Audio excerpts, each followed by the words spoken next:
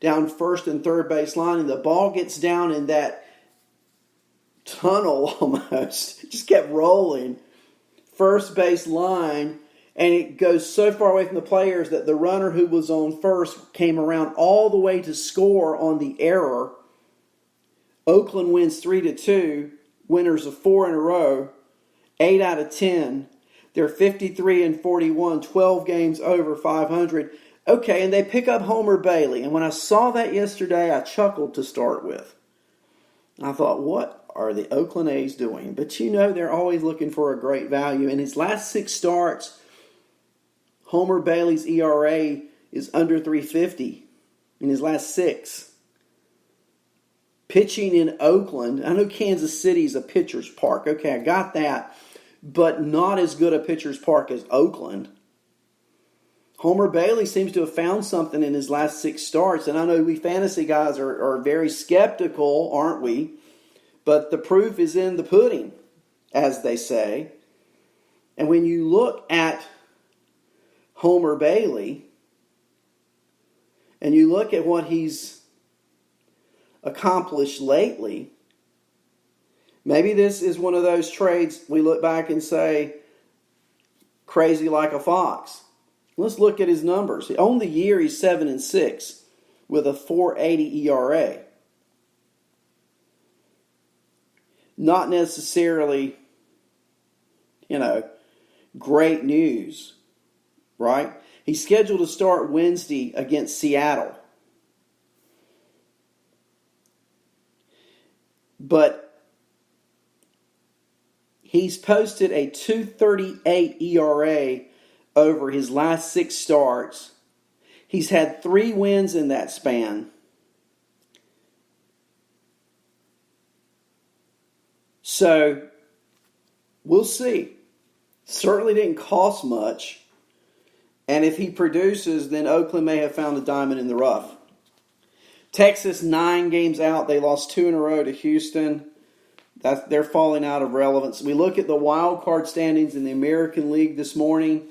Of course, the Yankees, Twins, and Astros are leading their respective divisions. Tampa sits as the first wild card this morning, a game and a half over Oakland in the second wild card. Oakland has a half-game lead in the second wild card over Cleveland. Boston, 2.5 games out of the second wild card. Texas, 3 games out. And the Angels at 48 and 46, 5 games out. Those are the only teams in the American League with winning records. And so what I'm going to do going forward now this July 15, if a team doesn't have a winning record, I'm not going to consider them relevant in a wild card race. Of course, if they start winning and develop a winning record, then they can get back in, right? National League, Atlanta in the East, 57-37, 20 games above 500. Winners of 7 of 10, and they swept the Padres in San Diego this weekend. Winning yesterday 4-1. Freddie Freeman homered, game winner, 7th inning. The Braves have won 4 in a row. They're 28-19 at home. They're 29-18 away from home. So only 1 game difference, and they're 1 game better away from home than they are at home, but that's consistency, isn't it? 28 wins at home, 29 games won away from Atlanta. The Washington Nationals continue to be relevant both in fantasy and in reality. They are 49-43. They are in second place in the National League East, 7 games behind the Braves. Winners of 8 of 10. They did lose to the Phillies yesterday, 4-3, and the Phillies are 8.5 out, 48-45 record. The next, starting today, Atlanta's in Milwaukee playing the Brewers. The Nationals are off. They play the Orioles in Baltimore starting tomorrow, and the Phillies entertain the Dodgers starting today. The Phillies, how the mighty can fall, right? I mean, I don't know. I really don't know. I mean, they are just hard to predict, hard to understand. Unholy Toledo says Bailey will eat some innings for Oakland. He also says Freeman may very well be the most valuable player in the National League. I think he is. Okay? If you take Christian Yelich off of Milwaukee, they're not in first place now, and they're still not in first place. If you take Freddie Freeman off Atlanta, are they in first place as they are today in the National League East? And that's just how I look at it. Now, you can look at stats, but I used this last week, and I'll probably use this again. You can't always look at stats, to me. I mean, if you did that in 1988, Kirk Gibson is never the National League most valuable player. Clearly the most valuable player that year in 1988 when the Dodgers went on that tremendous run. But Darryl Strawberry in 1988's numbers were so much superior to Gibson's. I mean, if you were looking at the back of their baseball cards and compare categories, Strawberry wins. And maybe it's that way with Yelich because he's, but as far as what he means to the team and being in first place. Now, if the Brewers were in first place, maybe I'd have an argument. But they're not. The Braves are 20 games above 500, playing .606 baseball. I've been saying it for weeks. It's their division. They've got to find a way to lose it. Now, Washington certainly, I think, can make the playoffs. I think probably will make the playoffs. But I do not think they will win that division. In the Central, here we go. The division of mediocrity, as I will call it. The Cubs, 50-43. 2.5 games on top of the Brewers. 3 games on top of the Cardinals. 5.5 games ahead of Pittsburgh, who lost 3 in a row to the Cubs over the weekend. Oh, by the way. And 6.5 over the Reds, who lost yesterday to the Rockies in Colorado, 10-9. Now, all 5 National League Central teams play today. The Cubs are home to the Reds. The Brewers are home to the Braves. The Cardinals are home to the Pirates. So those are some critical games. Now, the Cardinals, to me, are a very intriguing team. And there are some reasons why. And have you guys checked out this pitcher, Ponce de Leon? No, not the Fountain of Youth guy. The pitcher for St. Louis. Unholy, I agree. I think it comes down to the Cubs and the Cardinals, and I think so because of the fact the pitching. Ponce de Leon will pitch Wednesday against the Pirates. He pitched Friday. He went 6 2/3, only gave up 3 hits, only 1 earned run, no walks, 7 strikeouts. 27 years old. He's been impressive in his 7 major league outings, including 4 starts this season. He owns a 1.99 ERA, a 0.82 whip. He has struck out 38 in 31 2/3 innings. Of course, you can't do the math. That's over 9 Ks per 9 innings. And only walked 11. So he's sitting at almost a 4-to-1 strikeout to walk ratio. He started Friday, spot starting in place of Adam Wainwright. He's given another shot. If this kid pitches, he's going to stick. It's just that simple. So I think he sticks. He pitches against Pittsburgh coming up Wednesday. That's a game to watch. I agree. Unholy, thanks for being with me, and anybody else in the chat room. I'm ready. Unholy, you're doing great. You and I are on the same page on Ponce de Leon. I think he is a fantasy find. And I was looking this morning, and I'm not sure what leagues you guys may be in out there listening to the podcast or listening live, but in ESPN leagues, he was only rostered in 1.9% of fantasy leagues.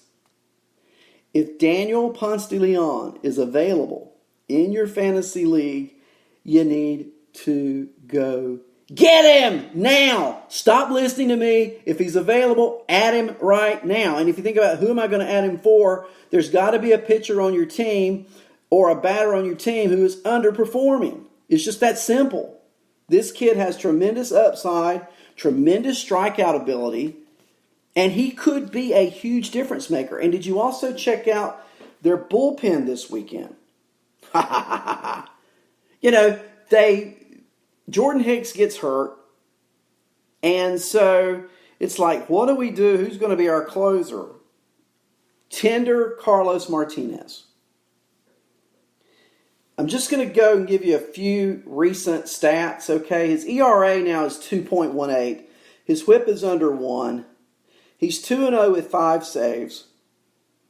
In 6 games since June 21st, no earned runs. None. And he's pitched almost 6 innings in relief. Struck out a buttload. So it appears to me Martinez has been the closer in waiting and now the closer in action, doing a great job for the Cardinals. DeLeon, so it boils down to this with St. Louis. Can their batters start to hit who we expect to perform? Matt Carpenter, 214 on the year. 10 home runs, 29 RBIs.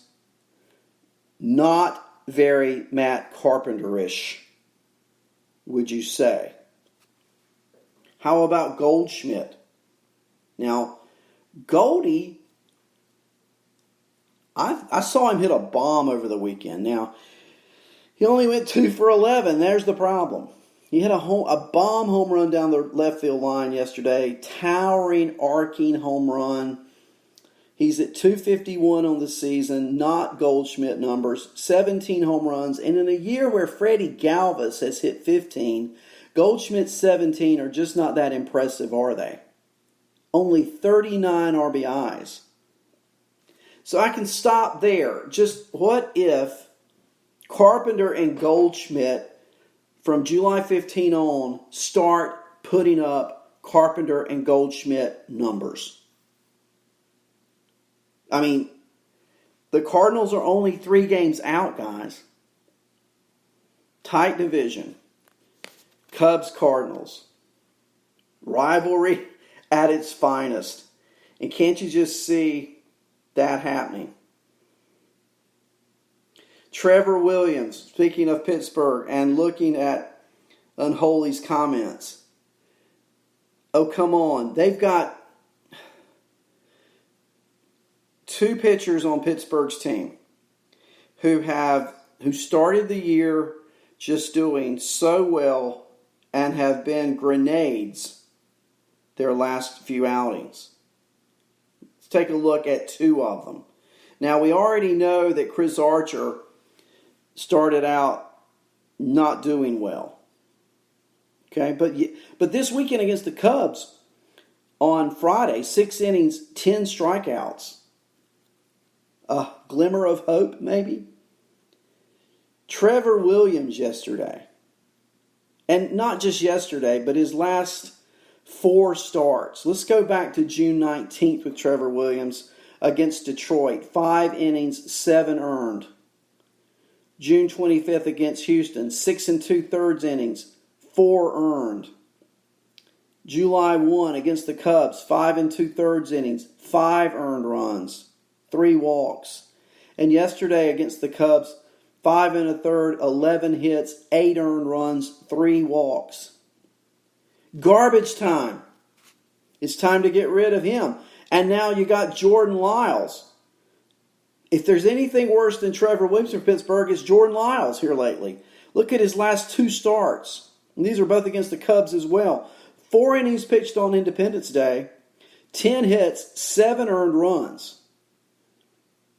On July 13th, Saturday, 2/3 of an inning, 4 hits, 7 earned runs. So in his last 4 2/3 innings, he's given up 14 hits, 5 walks, and 14 earned runs. Pittsburgh, who prides themselves on pitching, Lyle